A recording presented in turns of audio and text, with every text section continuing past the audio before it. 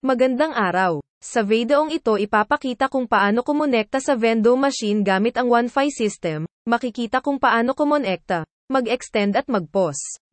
Atin nang simulan. Una hanapin ang system sa inyong cellphone, hanapan ng Wi-Fi pindutin. Kasunod ang pangalan ng vendor pindutin, sa akin Wi-Fi vendor Cherry Wi-Fi.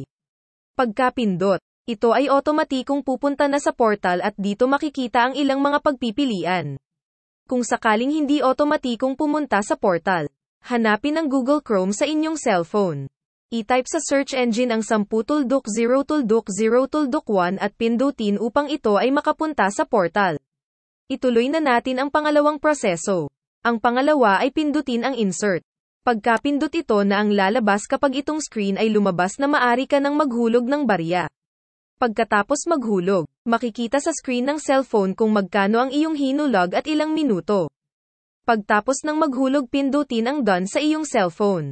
Tapos na tayo sa paghuhulog, kasunod ay ang pag-e-extend naman ng natitirang oras, hito na atin nang simulan. Unang proseso muli pumunta sa settings ng Wi-Fi. Hanapin ang pangalan ng vendor at siguraduhing nakakonekte ka sa vendor machine. Pangalawa hanapin ang Google Chrome. I-type muli ang 10.0.0.1 pindutin. Dito makikita kung ilang oras o minuto na lamang ang natitira, at kung kailan ito mae-expired. Kasunod ay pindutin na ang extend.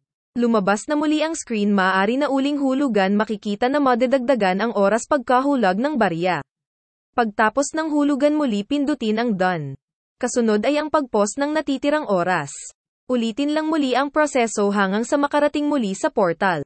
Sa pagkakataong ito ang piliin naman ay ang pause. Pagkatapos mapindot ang pause, bumalik NSA sa home screen ng cellphone. Ay off na ang Wi-Fi ng cellphone. Kung nais mo namang ibalik na ang Wi-Fi, ay on lang muli ang Wi-Fi ng cellphone. Hanapin ang pangalan ng Wi-Fi. Vendor sa settings ng Wi-Fi.at pindutin ang connect. Ito ay otomatiko nang makakakonect at magagamit na muli ang natitirang oras.